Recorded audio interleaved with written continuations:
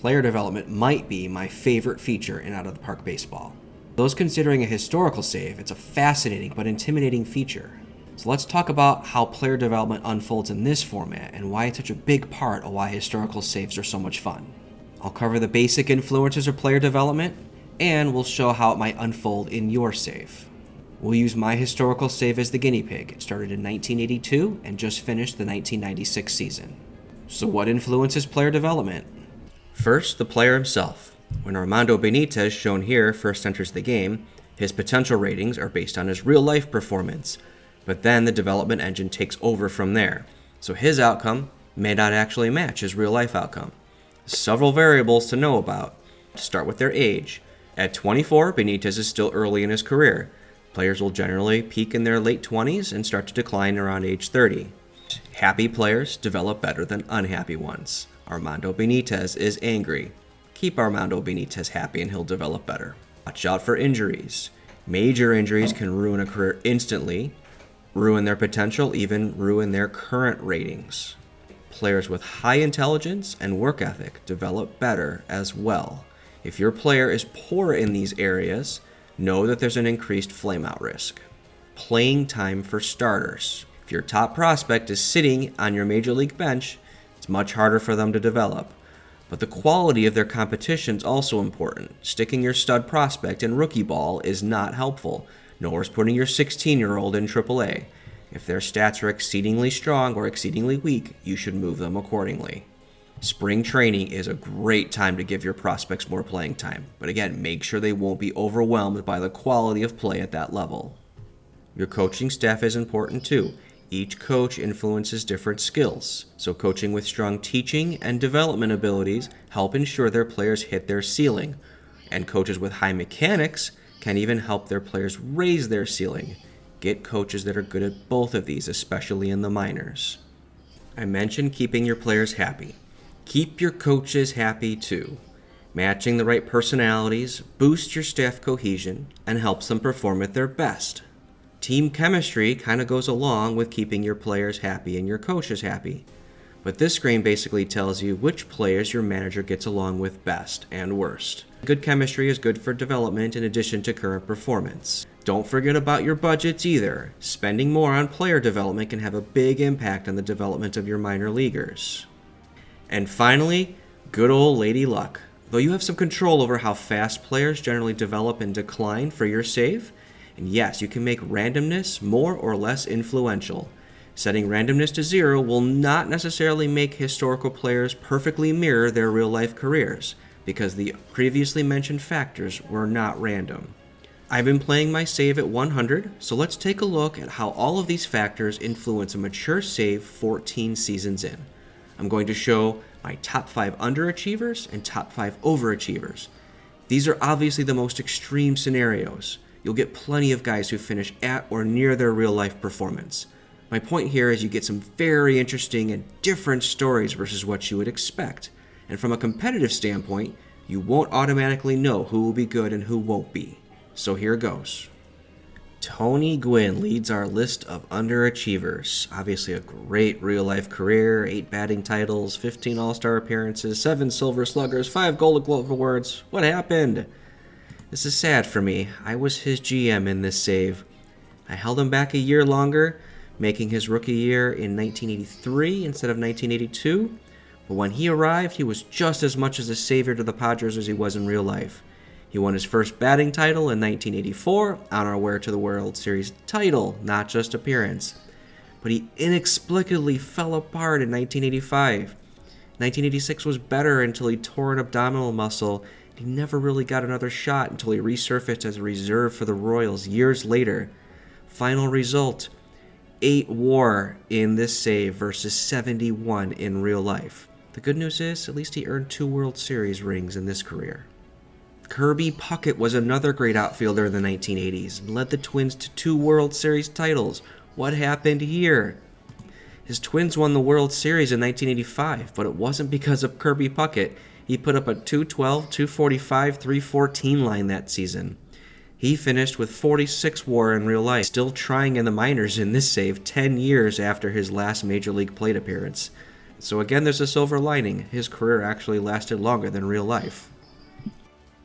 Donnie Baseball was the best hitter in baseball for a stretch, but not here. Unlike Gwynn and Puckett, Mattingly never was. He did make the big leagues in 1983, but backed up Mike Hart at first base. In 1984, the Yankees signed John Lowenstein. In 1985, they called up Fred McGriff, having never traded him to the Blue Jays. Mattingly didn't get a starting gig until 1988, when I, now the Rangers GM, claimed him off waivers that season. He did not impress. In real life, he finished with 41 WAR. In this save, 1. Greg Maddux made this list too? Yes, his story is simple. Injuries. He made the big leagues with the Giants at the tender age of 18. Things were going great until a torn UCL in 1986, torn rotator cuff in 1987, another torn UCL in 1990, and a torn labrum in 92. So basically he had every single arm injury possible. Rest in peace, Greg Maddux. Finished with 15 WAR versus 129 WAR in real life. Doc Gooden was a sight to see in the mid-'80s in real life. But here, the Mets gave up on him in 1984, sending him to my Padres in what amounted to a nothing trade. He never got seriously close to a call-up until I took over the Rangers and claimed him off of waivers. He got to pitch 28-plus glorious innings and got to be Don Mattingly's teammate in 1988. But that's all he got for that season. His next chance in 1989 didn't go much better, and that was it. After 61 WAR in real life, 0.1 in this save. So that was depressing. How about some inspiring overachievers? Danny Tartabull had a nice career in real life, made an all-star team, slugged 262 home runs over his career, and Danny Tartabull has 317 home runs in this save. So how does he make the list? You see, Danny Tartabull started as an infielder with the Mariners in real life, but they quickly shifted him to the outfield. In this save, Danny Tartabull developed into a Gold Glove shortstop and third baseman. He won 9 in total. So imagine if someone like Ozzie Smith hit 314 career home runs, and you have Danny Tartabull in this save. 93 WAR and counting versus the 44 he had in real life. I won't blame you if you don't remember Eddie Williams. He just sort of hung around for 12 seasons and hit 39 career home runs. It's more than I hit.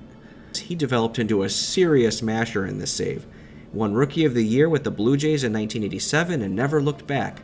He just put up a 50 home run season at age 32 and has a good shot at 500 career home runs. He's a borderline Hall of Famer.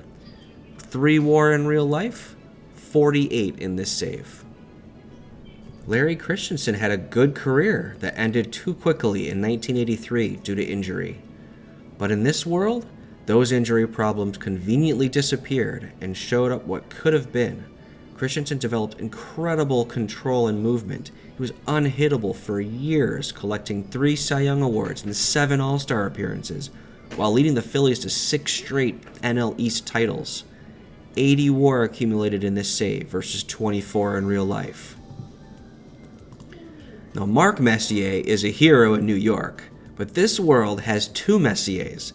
You see, Mark's distant cousin Tom has been with the Yankees as their ace for nearly a decade. And while he gets lots of criticism for not bringing the World Series rings to town, it's hardly his fault. Did you forget about Tom Messier in real life? How could you? He was phenomenal for the Clinton Giants in 1985, which earned him a promotion to High A Fresno. Things just didn't bounce his way there, and he had to retire dreaming of what could have been in Double A. Tom Messier, if you're out there, here's your dream come true. 0 Major League WAR in real life, 50 and counting in this save. Last but not least, we have former Mariners closer Mike Schooler. Great start, and unfortunately he struggled with shoulder injuries starting in 1990. Well, Mike Schooler became a starter in this save, and a pretty incredible one at that. He compensates for low stamina by getting through the opposing lineup super efficiently. He developed a tad late, but now has absurd movement and control at age 34, his best season yet, and he's achieved Iron Man injury status. He's had some postseason demons throughout his career, but finally exercised those by winning his first playoff game and helping the Astros to a World Series title in 1996. And now he's a free agent looking to cash in. A little later on, the Hall of Fame awaits. After scoring 5 WAR in real life, 71 WAR and counting in this save. So those are your dramatic stories. Does everyone turn into something radically different? No, definitely not. But here are your active war leaders at the conclusion of my 1996 season. A lot of names on here will be quite familiar, even if they're a little bit out of order. John Jaha is a big overachiever. Greg Jeffries is higher than real life. Pedro Munoz is another big surprise. But overall, it looks fairly normal. The pitchers have more variability.